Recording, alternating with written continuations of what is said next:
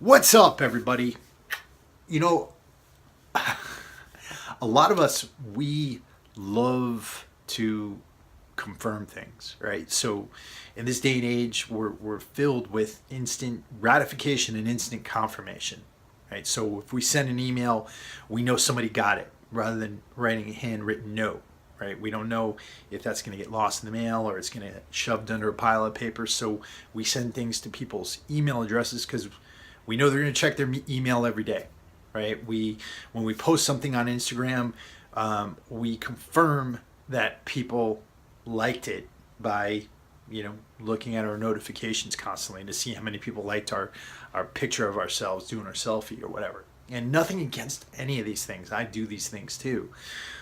When it comes to testing ketones, right, or trying to get ketosis, we want to know that we're in ketosis by testing ourselves, right? And I'm bringing this up because this lady contacted me yesterday, and this is a frustrating feeling. You're trying to get into ketosis. You've been doing the ketogenic diet for months, and that's what she was doing. She's doing the ketogenic diet for 6 months, and she's been doing high fat, low carb, like under 30 grams, and she's been eating moderate protein, but every time she tests herself, she's still not in ketosis, or at least the meter says she's not. So how do we approach this? And what I want to do here is give you some perspective on these things, give you some perspective on the tests, but also talk to you about ways you can adapt into ketosis more easily, or things you should try to fix before even trying to attempt a ketogenic diet. So let's get into this. First things first, understanding the tests. So you got the urine test, you got the breath test, you got the blood test. The urine and the breath are not great tests. They measure the amount of ketones that you're wasting through your urine or your breath, right? The blood, though, that's more accurate because that's a closed system. So when you take a blood test, it's showing the concentrations of ketones in your blood, and those are actually the ketones that you're using for energy, for fuel. But some things to understand about the blood test. Jeff Volek and Stephen Finney, some of the pioneer researchers in this area, when they were testing their athletes, right after they went through fat adaptation, they would show really high readings of ketones. But as they continued to be fat adapted for a while, the ketone levels would start to fall, right? They don't exactly know why. They think, one theory is that you get really efficient at using the ketones and burning the ketones. And in this case, a lower reading would be a good thing, right? Because it meant you're getting more efficient at burning ketones, so you want those ketone levels to be lower. But again, there's no real empirical confirmation for this. It's just a theory. But the point being is that there are people out there who are fat adapted who are going to get lower ketone readings, and particularly people who've been fat adapted for a while, and particularly people who are athletes because you're super active. So that's one thing to understand here. So, my advice is that if you want to determine whether you're in ketosis, ask yourself some questions. Can I go without eating for a while and feel fine? Am I feeling more mentally clear even though I haven't eaten carbohydrates in weeks? Am I, not getting moody because I haven't had food? Can I go to the gym and get a fantastic workout even though I haven't eaten for a while? And even though I haven't had carbs in a while, right? These are all signs that you're in ketosis. So I would put more stock into those signs than I would into a blood reading or a urine reading or a breath reading, right? So those are things to understand here. But let's say you're getting low readings and you're still feeling like crap, right? You're not feeling good at all. Well, there definitely could be some things going on here and things that you want to fix. And you have to understand that there's a few things in your body that are going to be vital for you to adapt into ketosis. So number one is your intestinal tract. And this is so true of so many things in fitness and nutrition. I'm constantly talking about gut health.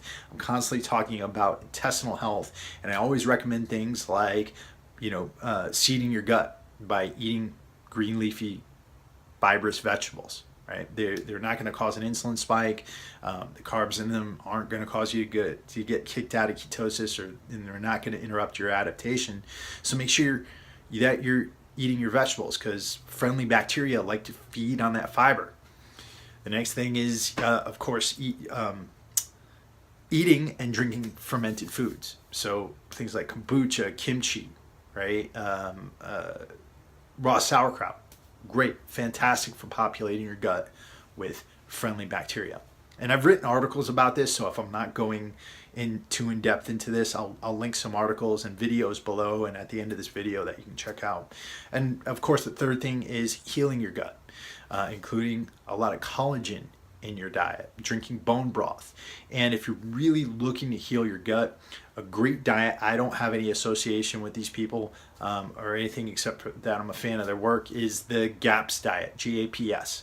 And I'll link that below as well. And then I think they have some free versions up on their website that you can use to heal your gut. I've used it before because I have ulcerative colitis, and it got fantastic results out of it for getting out of a flare-up. The next thing is your liver, right? So if you have a history of alcohol abuse, if you have a history of drug abuse, maybe you're on a lot of medications that are affecting your liver, you definitely could have some problems adapting to ketosis, because the liver plays a central role here in producing ketones. So we want to focus on keeping our liver healthy. How can you do that? Well, drinking apple cider vinegar. All right, I take 2 tablespoons every morning in a glass of water with a squeeze of lemon juice. And I do the same after all my meals. And there's a few reasons I do it. One is to help to cleanse the liver. 2 is because it actually helps to drive glucose back into the muscles. So that lowers your insulin levels. And that is a great tool to use when you're trying to adapt into ketosis. So you get 2 good things going for you there. The next thing is take a product called N-acetylcysteine. N-acetylcysteine is a precursor to cellular glutathione that helps with cellular turnover. So if you're looking to heal your liver, take N-acetylcysteine. A lot of those people who are on those heavy medication doses, their doctors give them N-acetylcysteine to keep their livers healthy. A lot of bodybuilders who take oral steroids, same thing. They take N-acetylcysteine to keep their livers healthy. So supplement with N-acetylcysteine. You don't need a prescription for that. You just get it right from the vitamin store. Next thing is stay hydrated. All the reactions in your body, they take place in a medium of water. So if you're not hydrated and you're chronically dehydrated, you're going to have some issues adapting, right? You're asking a lot of your body here, and you're asking it to completely switch fuel sources. So you need to give it what it needs in order to adapt. So water, drink half your body weight in fluid ounces plus an additional 8 to 10 ounces if you are very active and you're training all the time, which you probably are because you're a bunch of fit people. Anyways, so make sure you stay hydrated.